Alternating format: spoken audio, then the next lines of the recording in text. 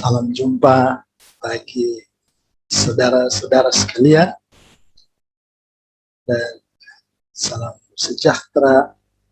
Semoga kasih dan rahmat Allah menyertai kita sekalian. Tiba saatnya lagi kita akan bersama-sama merenungkan satu bagian dari Alkitab yang telah ditentukan untuk menjadi pembahasan kita pada hari ini. Sebelum kita membaca Alkitab dan memasuki pembahasan dan perenungan itu, saya mengajak kita berdoa. Marilah berdoa. Terpujilah Engkau, ya Yesus Tuhan, yang hadir di antara kami. Yang kami percaya telah dan sedang melengkapi kami untuk merenungkan firman. Kami mohon kiranya Tuhan sendiri yang akan hadir melengkapi kami semua, dan Roh Kudus-Mu mengarahkan kami sehingga apa yang akan dibahas dan direnungkan akan membawa berkat bagi kami sekalian. Di dalam nama-Mu ya Yesus kami bermohon. Amin. Bagian Alkitab yang dipersiapkan untuk hari ini ialah diambil dari kitab Injil Matius pasal 16 ayat 13 sampai ayat 20. Lembaga Alkitab Indonesia memberi tema pengakuan Petrus. Isinya demikian. Setelah Yesus tiba di daerah Kaisaria Filipi, ia bertanya kepada murid-muridnya, "Kata orang, siapakah anak manusia itu?" Jawab mereka, "Ada yang mengatakan Yohanes Pembaptis. Ada juga yang mengatakan Elia. Dan ada pula yang mengatakan Yeremia atau salah seorang dari para nabi." Lalu Yesus bertanya kepada mereka, "Tetapi apa katamu? Siapakah aku ini?" Maka jawab Simon Petrus, "Engkau adalah Mesias, Anak Allah yang hidup." Kata Yesus kepadanya, "Berbahagialah engkau Simon bin Yunus, sebab bukan manusia yang menyatakan itu kepadamu, melainkan Bapa-Ku yang di sorga. Dan aku pun berkata kepadamu, engkau adalah Petrus, dan di atas batu karang ini aku akan mendirikan jemaatku, dan alam maut tidak akan menguasainya. Kepadamu akan kuberikan kunci kerajaan sorga. Apa yang kau ikat di dunia ini akan terikat di sorga. Dan apa yang kau lepaskan di dunia ini akan terlepas di sorga." Lalu Yesus melarang murid-muridnya supaya jangan memberitahukan kepada siapapun bahwa ia Mesias. Sampai sekian pembacaan Alkitab.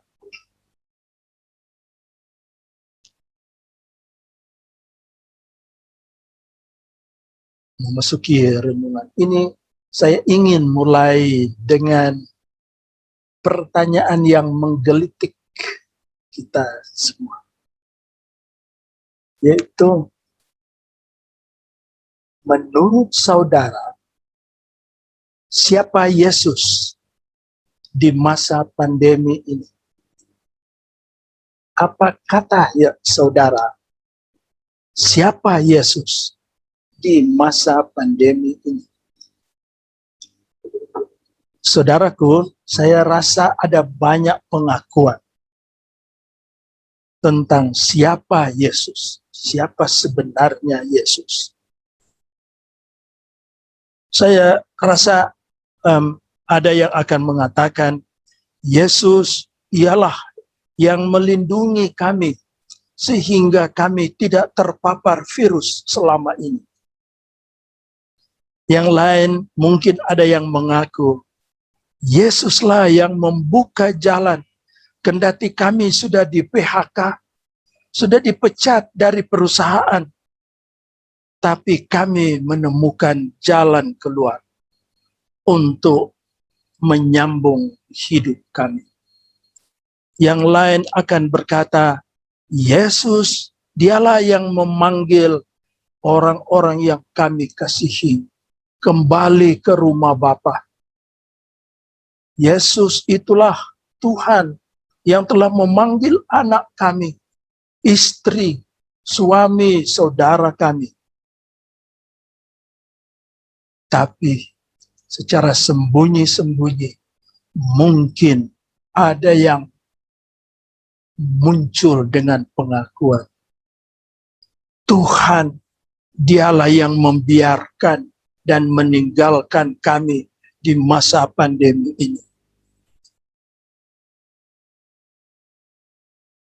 Selain itu, mungkin masih ada banyak pengakuan saudara-saudara tentang siapa Yesus, siapa Tuhan Yesus yang sebenarnya. Pertanyaan yang sama pernah diajukan Yesus kepada murid-muridnya, yaitu, menurut kamu siapakah aku ini? Tapi sebelum lanjut dengan perenungan itu, saya mengajak kita lebih dulu untuk mempertanyakan. Ini tadi kita baca dari kitab Injil Matius. Jadi kita perlu bertanya, mengapa Injil Matius ditulis? Mengapa ada kitab Injil Matius? Sebenarnya jawaban umum dari pertanyaan ini adalah bahwa Injil ini ditulis untuk membina jemaat, untuk mengajar dan menggembalakan jemaat. Pertanyaan berikut, di manakah gerangan jemaat itu? Jawabannya adalah, kalau kita membuka Alkitab di bagian akhir, di mana ada peta Alkitab, kita akan lihat ada peta Palestina, dan di sebelah utara dari Palestina, yaitu di perbatasan Tanah Suci dan di luar Tanah Suci, di bagian utara itu ada provinsi yang namanya Provinsi Syria. Provinsi Syria. Dan provinsi ini ibu kotanya adalah Antioquia. Kota Antioquia. Nah, sekali lagi, itu sebenarnya sudah ada di luar tanah Palestina.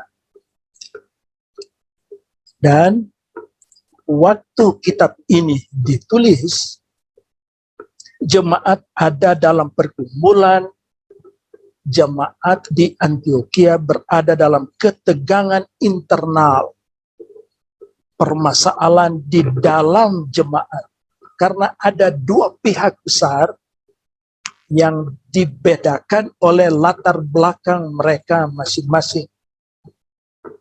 Ya, karena di jemaat Antioquia pada abad pertama itu ada anggota jemaat Kristen asal Yahudi, jadi yang berlatar belakang Yahudi, dan ada anggota, sebagiannya adalah anggota jemaat yang berasal dari kafir, orang kafir atau orang Yunani. Mereka sebagai satu jemaat sama-sama menghadapi pergumulan umum yang sama, yaitu bagaimana memahami pengajaran Yesus. Jadi sebagai satu jemaat Kristen, bagaimana mereka mengikuti Yesus. Sebagai jemaat yang hidup di akhir abad pertama. Jemaat ini dibangun di pertengahan abad pertama, dan perkembangan jemaat sampai di akhir abad pertama, sampai pada waktu kitab Injil Matius ditulis pada antara tahun 80-an dan 90-an, itu pada tahun 90-an jemaat sudah berkembang, sudah maju, tetapi dengan permasalahan dan pergumulan iman bersama secara internal jemaat. Pendeknya, jemaat Antiokhia itu terdiri dari anggota jemaat yang berbeda cara pandang. Sebagiannya karena berlatar belakang Yahudi, dan sebagiannya berlatar belakang kafir, dan sama-sama menjadi anggota jemaat, dan sama-sama menghadapi pergumulan iman yang sama di akhir abad pertama Masehi. Itulah secara singkat saja penjelasan singkat tentang bagian pembimbing dari kitab Injil Matius. Sekarang mari kita kembali ke teks kita, yaitu Matius 16 ayat 13 sampai 20. Di ayat 13 dikatakan waktu itu Yesus bersama murid-muridnya di Kaisaria Filipi. Di mana itu? Kaisaria Filipi ada di bagian utara Palestina. Itu memang masih di dalam daerah Palestina, tapi sudah di bagian utara ya, di suatu tempat, mungkin di kota atau di daerah luar kota, kurang jelas di mana. Tapi di sana dikatakan Yesus bersama dengan murid-muridnya. Dan Yesus bertanya kepada murid-muridnya. Kita baca pada ayat 13, ia bertanya kepada murid-muridnya, kata orang, siapakah anak manusia itu? Dan murid-muridnya menjawab. Ada yang mengatakan, anak manusia itu, itulah Yohanes Pembaptis. Yang lain mengatakan Elia. Ada yang mengatakan Yeremia, atau salah seorang dari para nabi. Tidak disebutkan namanya siapa. Itulah jawaban para murid. Itu. Ya. Lalu kita terus ke ayat 15. Lalu Yesus bertanya kepada mereka, tetapi apa katamu, siapakah aku ini?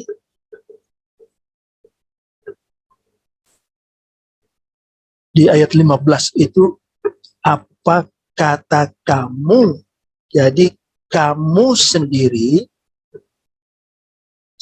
menurut kamu sendiri, siapakah aku? Jadi kata kamu diberi tekanan di sini dalam ayat 15 itu. Lalu di ayat 16 tiba-tiba muncul Simon Petrus. Simon Petrus pada ayat 16. Maka jawab Simon Petrus, engkau adalah Mesias, Anak Allah yang hidup. Itulah jawaban Simon Petrus. Siapa yang Petrus maksudkan dengan Mesias? Karena di dalam perjanjian lama, umat Yahudi percaya, tahu bahwa Mesias, pada mulanya Mesias itu adalah, Mesias artinya orang yang diurapi menjadi raja. Jadi Mesias itu seorang raja yang memerintah. Ya. Dan kemudian konsep berubah, direligiuskan, diagamakan, itu menjadi Mesias adalah tokoh yang berjuang untuk Israel. Jadi raja yang berjuang untuk umat Israel. Jadi pada mulanya orang Israel percaya bahwa Mesias itu adalah raja untuk mereka, yang berjuang untuk mereka. Ya. Nah, tapi di bagian akhir zaman perjanjian lama, konsep tentang Mesias berkembang dari raja duniawi itu menjadi Mesias dalam arti pemimpin sebagai hamba yang menderita. Nah, itulah konsep yang muncul di akhir zaman perjanjian lama untuk gelar Mesias. Nah, tapi konsep tentang Mesias sebagai tokoh politik sebenarnya masih dianut oleh orang Israel sampai dengan zaman perjanjian baru. Jadi sampai dengan masa Yesus, orang-orang masih menganggap bahwa Mesias itu adalah tokoh politik. Dan karena itu sebenarnya sampai sekarang ini orang Yahudi masih mengharapkan datangnya seorang tokoh Mesias yang akan membebaskan mereka, yang akan menjadi pemimpin mereka. Dan pada zaman perjanjian baru, itu konsep ini masih hidup, yaitu bahwa ada seorang tokoh politik yang akan datang, dan itu yang dinantikan oleh mereka, seorang yang akan mengatur nasib kehidupan mereka, secara khusus orang Israel. Nah, kalau kita membaca kitab Injil, kita akan mendapat kesan bahwa Yesus segan memakai nama Mesias untuk dirinya karena alasan politik. Karena alasan politis, maka Yesus segan mengenakan gelar Mesias untuk dirinya. Mengapa? Saya kira tidak terlalu sulit untuk mengerti, karena kebanyakan orang dan masyarakat memang tahu bahwa Mesias itu adalah orang yang kuat secara politik dan bukanlah hamba yang menderita, bukanlah orang kecil, tetapi mereka menganggap bahwa dia mestinya yang ditunggu itu adalah seorang tokoh pejuang politik.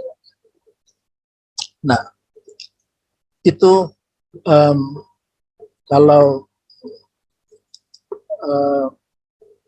karena itu Yesus sekali lagi melarang murid-muridnya memberitahukan bahwa ia Mesias.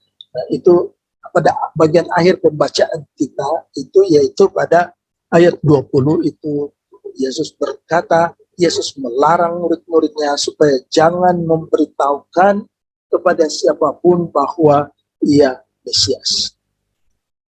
Jadi sudah jelas apa alasannya. Pertanyaan kita tadi, apa yang Rasul Petrus maksudkan dengan Mesias. Jadi engkau adalah Mesias. Pertanyaan kita, apa yang ada di dalam benaknya itu? Jadi Yesus itu tokoh politik atau Yesus adalah orang yang menderita? Nah, saya kira ada petunjuk yang mau disampaikan kepada kita kalau kita membaca kelanjutan dari pembacaan tadi, yaitu ayat 21 dan 22, bisa memberi petunjuk pada kita tentang konsep yang ada di benak Petrus sendiri. Ayat 21 dan 22.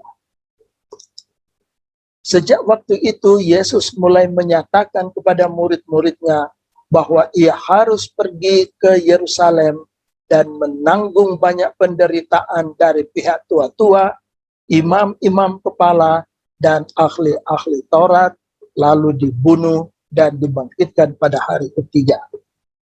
Tetapi Petrus menarik Yesus ke samping dan menegur dia. Katanya, Tuhan, kiranya Allah menjauhkan hal itu. Hal itu sekali-kali takkan menimpa engkau. Apa yang kita lihat dari ayat ini? Saya kira ini memberi petunjuk pada kita bahwa Petrus masih merasakan, masih tahu, masih melihat, menganggap kemesiasan Yesus itu masih sebagai tokoh pejuang politik. Jadi dia belum mengerti atau belum menerima bahwa Yesus sebagai Mesias adalah orang yang menderita, yang disalibkan dan mati. Jelas dari ayat yang kita baru baca tadi. Nah, sekarang kita terus ke ayat 17. Kata Yesus kepada Petrus, berbahagialah engkau Simon bin Yunus, sebab bukan manusia yang menyatakan itu kepadamu, melainkan Bapakku yang di sorga. Jadi bukan manusia. Kata manusia di sini, jadi dikatakan sebab bukan manusia yang menyatakan itu kepadamu. Kata manusia diterjemahkan sebenarnya dari 3 kata. Sarx kai haima, yang berarti daging dan darah. Jadi maksud Yesus bukan daging dan darah yang menyatakan itu kepadamu. Itu secara bahasa, ya. Sebenarnya istilah ini memang biasa digunakan oleh orang Yahudi kalau mereka mau menyebutkan manusia secara keseluruhan, itu mereka memakai kata-kata ini, sarx kai haima, daging dan darah. Itulah orang Yahudi mau menganggap manusia sebagai sarx kai haima, daging dan darah. Tapi manusia memang manusia secara keseluruhan, tapi dengan sifat kelemahannya. Ya, jadi maksud mereka itu manusia dengan kelemahannya dalam pertentangannya dengan sifat ilahi. Jadi manusia yang bertentangan dengan sifat ilahi, itulah sarx kai haima.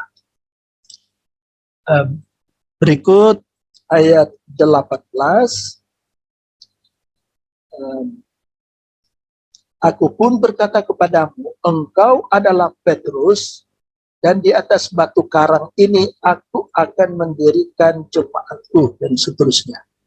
Engkau adalah Petrus. Dari kata Yunani Petros, memang yang dimaksud oleh Yesus adalah nama diri, nama Petrus, yang dalam bahasa Yunani Petros. Tapi Petros dalam bahasa Yunani sebenarnya berarti batu. Batu. Ya. Nah, lalu diteruskan dengan dan di atas batu karang ini. Batu karang yang dipakai oleh Yesus di sini adalah Petra. Petra itu memang berarti batu karang atau sebagai kumpulan batu keras yang dipakai sebagai alat untuk membangun rumah atau gedung. Itulah Petra. Pertanyaan kita tentunya mengapa Yesus menganggap Petrus itu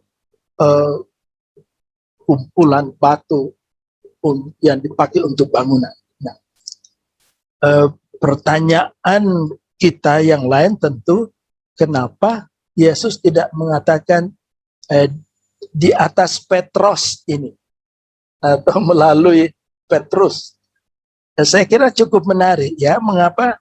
Karena Yesus cuma mengatakan di atas Petra ini. Petra yang memang berarti batu karang. Ya, Petros memang batu biasa, batu pada umumnya. Tapi Petra sebenarnya berarti batu karang atau kumpulan batu yang dipakai untuk bangunan. Nah, cukup menarik. Tentu kita akan melihat bagaimana atau dan apa maksud Yesus dengan menggunakan Petra di sini.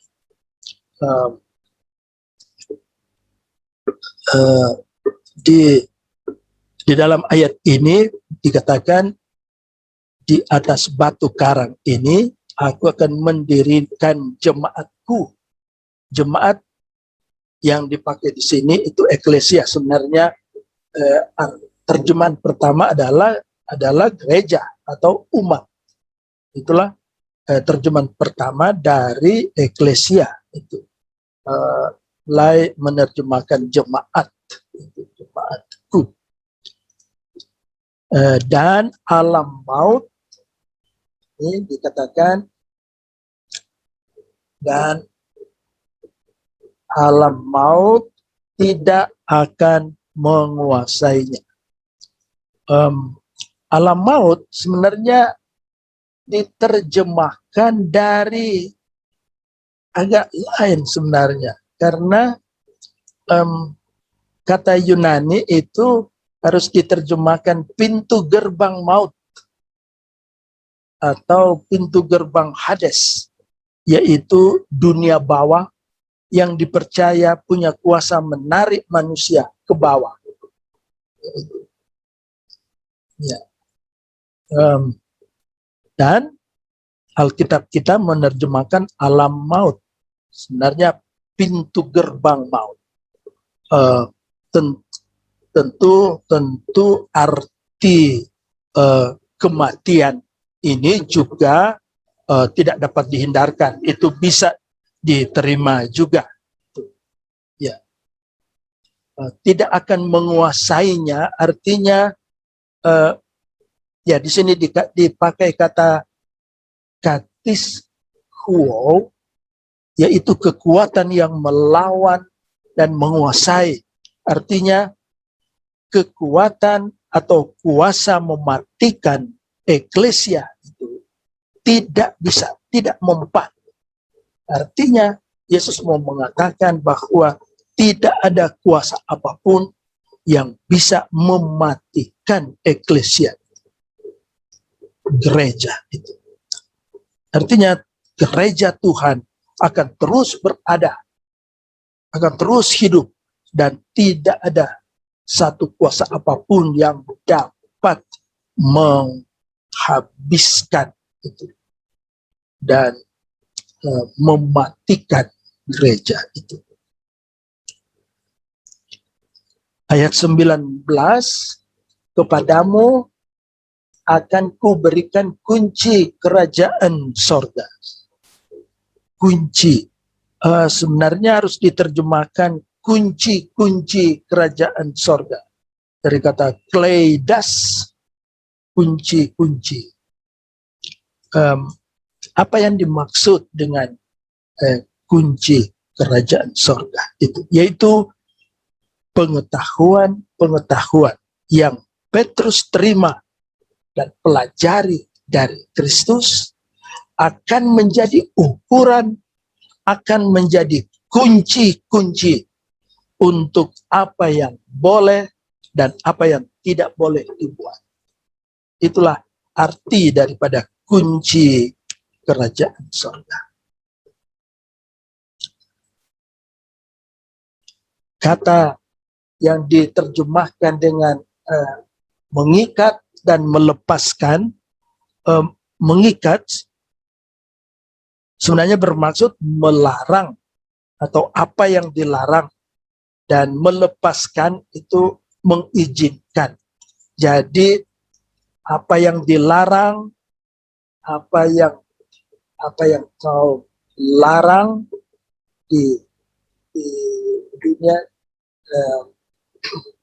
apa yang kau ikat atau kau larang di dunia ini akan terikat di sorga, dan apa yang kau lepaskan di dunia ini akan terlepas di sorga. Maksudnya apa yang kau larang di dunia ini dan apa yang kau izinkan di dunia ini akan diizinkan di sorga.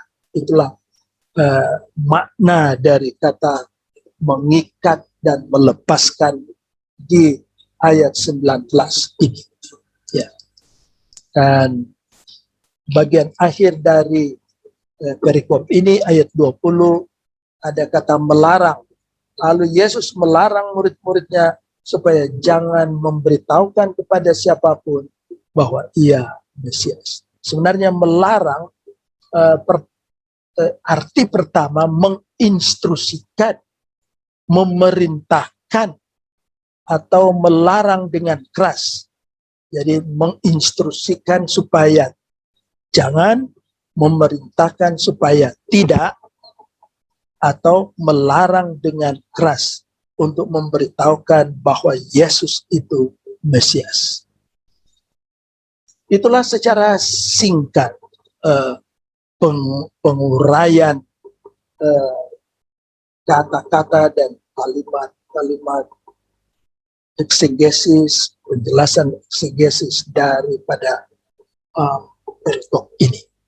Pertanyaan bagi kita sekarang adalah, tadi kita sudah mendengar pengakuan orang banyak. Pengakuan orang banyak tentang Yesus, pengakuan para murid tentang Yesus. Sekarang pertanyaan ditujukan kepada kita. Apa pengakuan kita tentang siapa Yesus menurut kita? Siapa Yesus menurut saudara? Siapa Yesus menurut saya? Pertanyaan ini ditujukan kepada kita semua. Dari pembahasan tadi, kita belajar bahwa pertama, pengakuan kita yang sesungguhnya tentang Yesus, tentang Tuhan, adalah tanda daripada tuntunan Tuhan. Tuhan sendiri yang menuntut seseorang untuk datang pada membawa pengakuan. Orang yang menyusun pernyataannya tentang pengakuannya tentang Tuhan adalah tanda bahwa Tuhan berada bersama dia. Sama seperti Yesus berkata kepada Petrus, bukan manusia yang memberitahukan itu kepadamu, tetapi Bapa-Ku yang di surga. Kalau begitu, ketika kita mengucapkan pengakuan iman kita kepada Tuhan, kita percaya bahwa Tuhan sendiri yang mengajar dan memampukan kita untuk mengungkapkan pengakuan kita tentang siapakah Yesus Tuhan itu. Isi pengakuan yang kita ucapkan adalah hasil pergumulan kita tentang siapa Yesus, di mana Yesus. Terutama ketika kita mengalami pergumulan iman. Banyak orang yang berteriak, Tuhan, di manakah Engkau? hubung dengan pergumulan pribadi atau keluarga, begitu banyak teriakan orang, Tuhan, di manakah Engkau? Dan orang-orang yang berteriak pada waktunya mendengar jawaban Tuhan. Orang yang berteriak kepada Tuhan akan mendapat jawaban Tuhan sendiri. Dan ketika kita mendapat jawaban tentang pergumulan hidup kita, maka kita akan mengucapkan pengakuan iman kita bahwa Tuhan adalah Ia yang mendengar dan menjawab pergumulan kita. Tuhan adalah Ia yang mengabulkan permohonanku. Tuhan adalah Ia yang mengerti kedalaman hatiku dan pergumulanku dan keluargaku. Itu yang pertama. Yang kedua, dari perenungan tadi, kita juga belajar bahwa pengakuan kita tentang Tuhan, kita ucapkan bukan karena orang lain mengucapkan begitu, tetapi pengakuan yang sesungguhnya adalah keluar dari hati dan pergumulan kita sendiri. Bukan karena kita meniru kata-kata pengakuan orang lain. Jadi kita meniru saja seperti pengakuan iman rasuli. Itu memang kita perlu secara persekutuan mengucapkan bersama. Tapi ada pengakuan khusus dari masing-masing kita, secara pribadi atau keluarga, tentang siapa Yesus itu dalam hidup.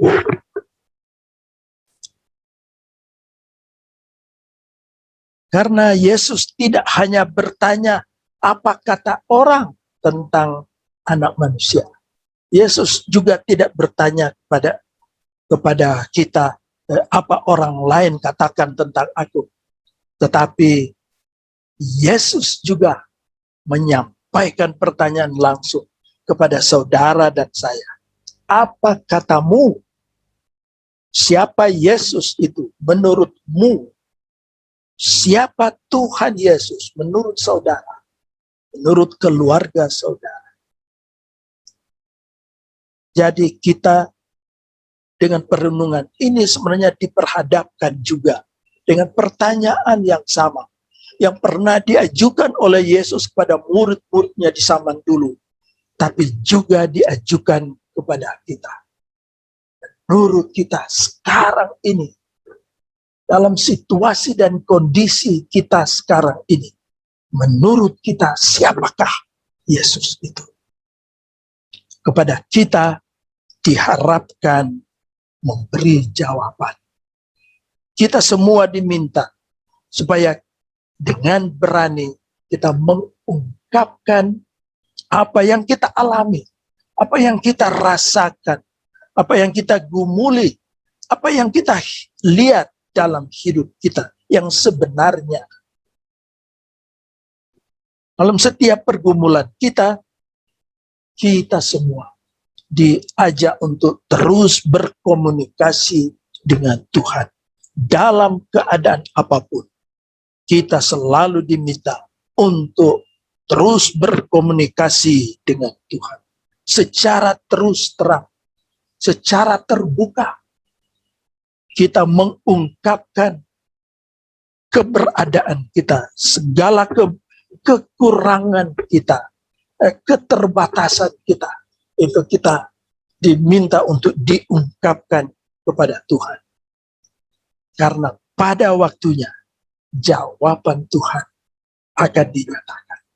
Percaya bahwa siapa yang meminta akan diberi.